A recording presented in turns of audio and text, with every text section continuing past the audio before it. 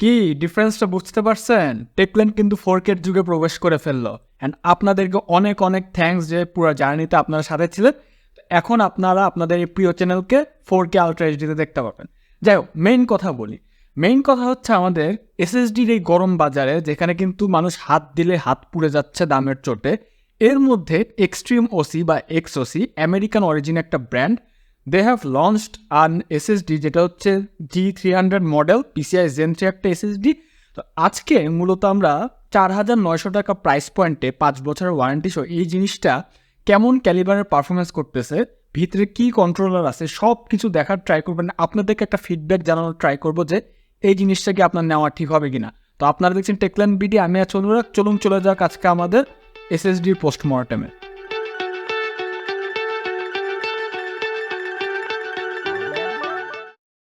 Extreme OC নিয়ে একটু জানা যাক প্রথমে। এক্সট্রিম ওসি হচ্ছে বেসিক্যালি আমেরিকান অরিজিন একটা ব্র্যান্ড, যারা আমেরিকান থেকে হচ্ছে নিজেদের কার্যকলাপ চালায়। অ্যান্ড আমেরিকান ব্র্যান্ডের বাংলাদেশে আসাটা কিন্তু এর আগে আমরা দেখছি ওসিপিসি, যেটা ওসিপিসি এসে কিন্তু মার্কেটে মোটামুটি ভালো একটা জায়গা দখল করে নিছো। অ্যান্ড এক্সওসি কিন্তু একটা মোটামুটি ভালোই কোম্পানি, তাদের ওয়েবসাইট আপনারা দেখে আসতে পারেন। অ্যান্ড এটার নাম আমি আরও আগেই শুনছিলাম। তো এক্সট্রিম ওসি ওরা এখন হচ্ছে বাংলাদেশে এই জিনিসটা আসার পর, এসএসডিটা আসার পর বললো যে ভাইয়া আপনি এটাকে রিভিউ করে দেখেন, আমাদের কনজিউমারদের সাথে শেয়ার করেন কী অবস্থা। তো ভালো মাধ্যমান্তই করা যাক এই জিনিসটা। আমরা আগে একটু আনবক্সিং দিয়ে শুরু করবো। তো চলুন আনবক্সিং করে দেখা যাক কী অবস্থা। তো এটা হচ্ছে এক্সওসি G300 বক্সটা সুন্দরই আছে। দেখা যাক ভিতরের জিনিসের কী অবস্থা। আমরা খুলে ফেলাটা প্রসেসটি ইজি। Okay fine. আচ্ছা, এই হচ্ছে আমাদের এসএসডি, হ্যাংলা পাতলা এসএসডি। এটার মধ্যে ওরা কোনো স্ক্রু দেয় নাই, বাট ডিজাইন আছে। এই হচ্ছে আমাদের আজকের বিল্ডের superstar, and this is G300 512 GB, খুবই লাইট ওয়েট এসএসডি ওয়েট নেওয়ার কীভাবে যে লেখা আছে এখানে design in the USA। And আমরা যদি এটা একটু টিয়ার ডাউন করি, যেটা দেখা দরকার, ওকে এই যে 2টা মেমোরি সেল ওরা দিয়ে দিছে, উইচ ইজ গুড। কোনো DRAM ক্যাশ নাই, দেখেই বোঝা যাচ্ছে। এইখানে একটা ওয়ারেন্টি ভয়েডেড লেখা আছে।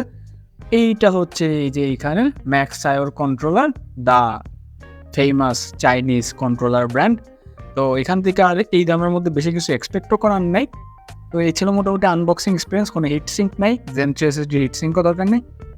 এই তো এসএসডির যদি একটু স্পেসিফিকেশন নিয়ে কথাবার্তা বলি, এটা হচ্ছে একটা অফকোর্স Gen 3 4 লেনের এসএসডি, অ্যান্ড এটা হচ্ছে 512 জিবি আর 1 টেরাবাইটের ভ্যারিয়েন্টগুলো হচ্ছে আপাতত দেশে আসছে। এটার প্রাইসটা হচ্ছে 4,900 টাকা।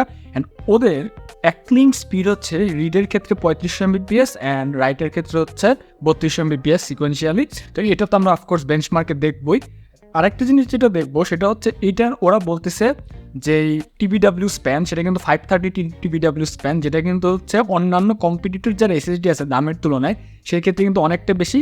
And cherry on the top ব্যাপার হচ্ছে 5 ইয়ার্স ওয়ারেন্টি। যেহেতু এসএসডি একটা ক্ষয়িষ্ণু জিনিস, তার কারণে ওয়ারেন্টিটা কিন্তু ইম্পর্ট্যান্ট। তো ওরা বলতেছে যে ওয়ারেন্টি সাপোর্ট ওরা apart from any physical damage তারা কিন্তু কনজিউমারদের পাশে থাকবে। ছিমছাম একটা এসএসডি যেমনটা আমরা আনবক্সে দেখলাম। অ্যান্ড এটার কন্ট্রোলারটা নিয়ে একটু কথা বলে দিই। যেমনটা দেখছিলাম ম্যাক্স আয়োর কন্ট্রোলারগুলো কিন্তু মোটামুটি যেই অ্যাফোর্ডেবল যে এসএসডিগুলো আছে, এটা একটা চাইনিজ কোম্পানি। অ্যান্ড এটা নিয়ে খুব একটা ইনফরমেশন কিন্তু ওদের নিজেদের ওয়েবসাইটেও নাই।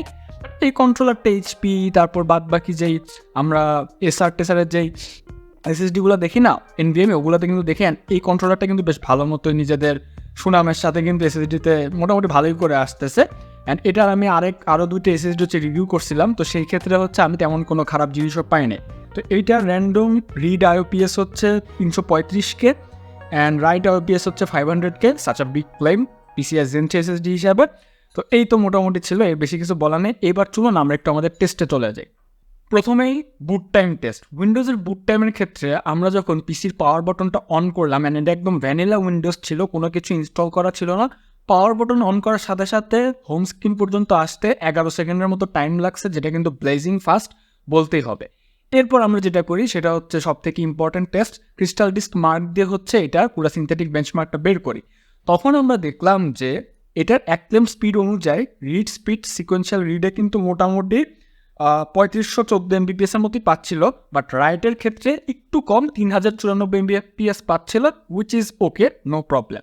এরপর হচ্ছে আমাদের টেম্পারেচার টেস্ট। অ্যান্ড আমাকে বলতেই হবে টেম্পারেচার টেস্টের ক্ষেত্রে কিন্তু this SSD has done really well.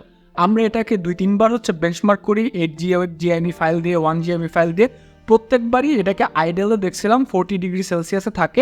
And যতই আপনারা এটাকে পুশ করেন না কেন 43 ডিগ্রি সেলসিয়াসের বেশি কিন্তু যাই না, অ্যান্ড সব কিছু কিন্তু অনেক স্টেবলভাবে হ্যান্ডেল করতে পারবে। তো বলতেই হবে যে এক্সওসি কিন্তু স্ট্যাবিলিটি অ্যান্ড লংগিভিটির ক্ষেত্রে এখানে কিন্তু এক ধাপ আগায় থাকলো, বিকজ টেম্পারেচারটা খুব সুন্দর মতো মেনটেন করতে পারে।